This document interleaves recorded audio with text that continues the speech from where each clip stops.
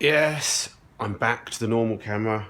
Our 20 quid screen display came in and we fitted it. So I do apologise for the lacking quality.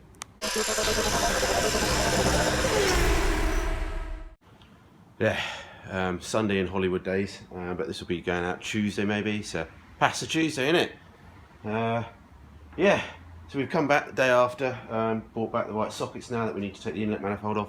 Had a quick look at some Google pictures, blah blah blah. It does split the manifold, but actually you shouldn't need to split it to actually take it off, so it's just the 10mm nuts. So we'll get that whipped off hopefully and see how we go. Some of the pictures look like we might be able to reuse it actually. I was a bit negative on it yesterday. Yeah, we'll just go, see how we go. It is absolutely pissing down there. My garage at home's leaking like a sieve. Not ideal for anywhere near sort of paint prep work, but that's life, innit? So anyway, let's get on and take this manifold off, see what we've got. Oh, what I will say is, yeah, I'm thinking, you might already find out by yesterday's video, is I'm thinking of doing like a separate series just for the engine build and the turbo and things, because I don't think I'm going to be, when I do work on the pickup, I'll either be working on the pickup or working on this engine. So I think, yeah, I think I might just label it as an engine build for now. So if anyone's interested, we can put it in a separate playlist as well. And so if people aren't really interested in the engine build, they can just wait for the pickup and the Mark 1s to be posted. But if you're interested in just the engine build, you can just wait for the subject to come up. So yeah, don't forget to hit subscribe if you don't already. And yeah, inlet manifold.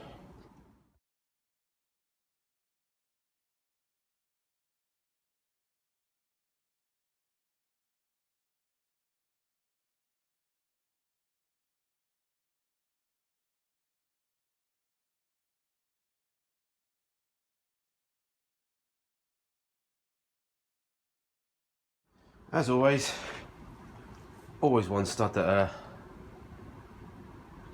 doesn't come out. So just get an old bolt. I think I'll just weld it on there. I'm happy to try and burn it and then heat it up so that just bring the stud right out as well. I'll replace all the studs later. I don't know whether we're going to use studs or not. Slightly funny bolt pattern on this inlet manifold. Modern cars, I guess, and then we'll show you it once we actually get the inlet manifold off.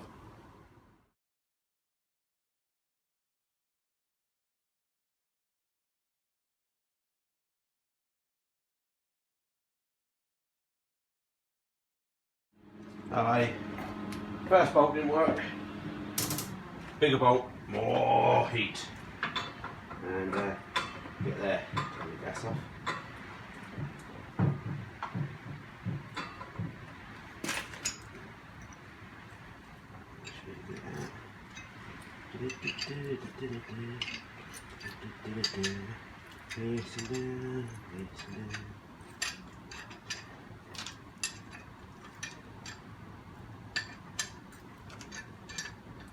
Well, this will be the daughter's second day of work, even though it's Sunday, so it's her first day tomorrow. So yeah, hopefully she's been going alright. Starting the commute to London every day, which I've done a bit in the past. I haven't done it real big full time like other people have done. I know it's okay for a bit, and people get tired of it, but she's young, so hopefully she'll enjoy it for a bit. So yeah, congratulations to my daughter, and congratulations to the other one at the moment, still doing university, which is good. So yeah, excellent daughters, keeping out my way.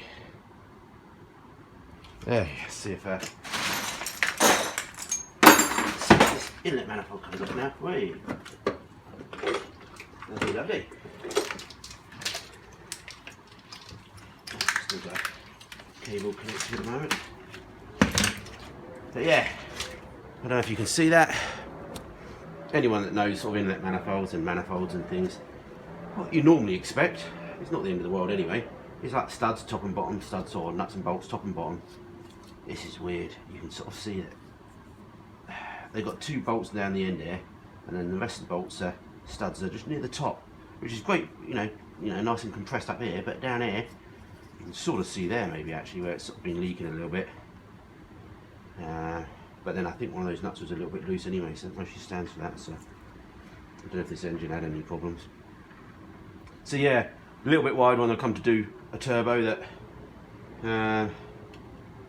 It may need some extra studs, and it looks like we might be able to put some in. These are just hollow castings and there's nothing in the head, so we could maybe add some extra studs just to get a nice seal along here. Because obviously as soon as you start going turbo, you've got positive pressure and you can easily blow things out. Cool.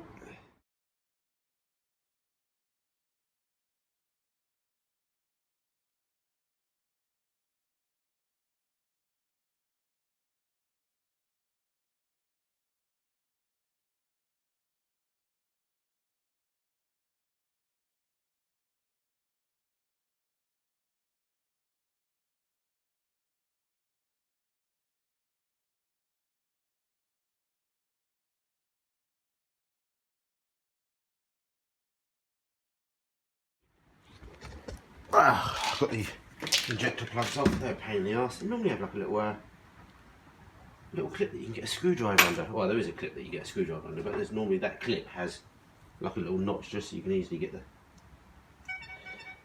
it in there. But it didn't. So yeah, getting there slowly.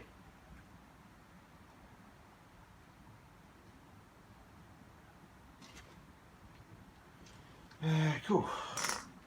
Alright, that's it for now. I need to nip home. So we're getting there. We're getting there. We'll take this manifold home and we're going to open it up because I've got the other type of tools back at home. And let's see what's inside it. Yeah, be interesting to see. See if it's any use. Alright, back home and we'll see you in a bit. Okay, back at my layer. Let's see if we can just take this apart and see what's inside it. So it's like those Torx head screw things. Let's see if we can find one that's the right size. Oh, that was a bit of luck, wasn't it? Yeah. And just a load of these to take off. And then the bottom part of the manifold then should fall away, I guess, because that's, you know, the top part's actually part of the flange. So, yeah, let's go around and undo these.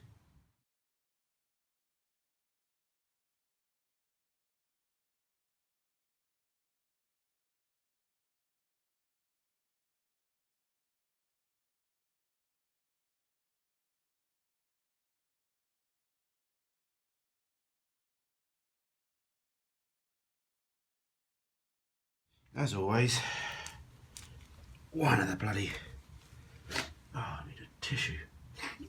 One of the screws right deep down, worn. It's all got like cack in there. It's trying to clean it out, but it's rounded.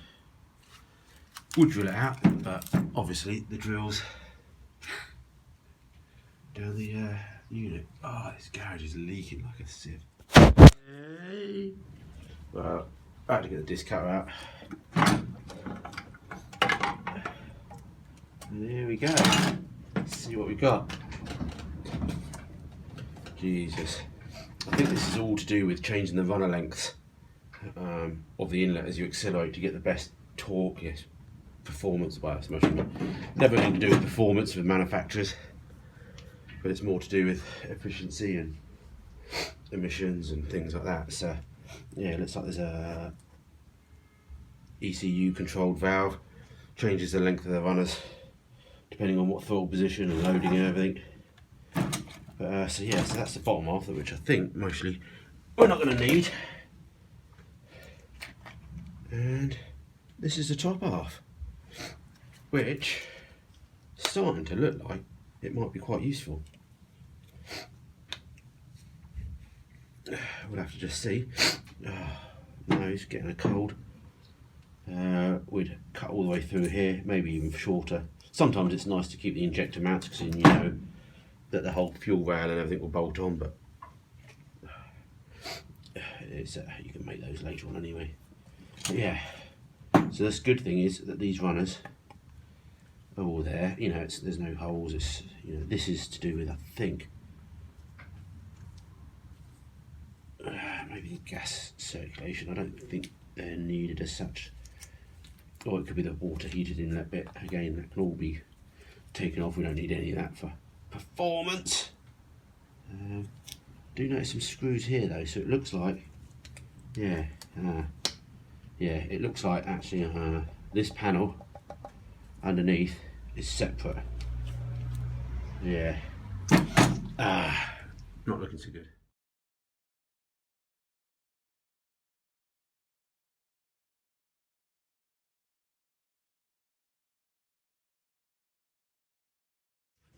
This manifold is definitely setting up a barrel. 3 screws that hold this sort of inner section on, but it's not budging a little bit. I've broken a bit of the manifold there, so I think this is going to be a. So you can hear it's loose a little bit, but maybe they Loctite the thing on, and the screws are there just for assembly while it's waiting. Yeah, pain in the ass.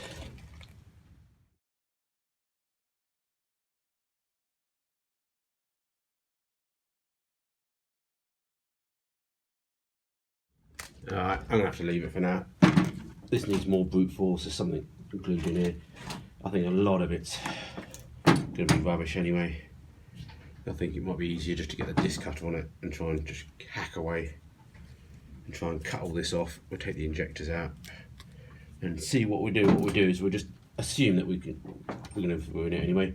But what we'll do, we'll cut back until we've got the injector bosses still, because they're always useful to keep. Pain in the arse to sort of try and machine them up and time taken and stuff. And then see what the rest of the manifold is like. It looks like the bottom of the manifold,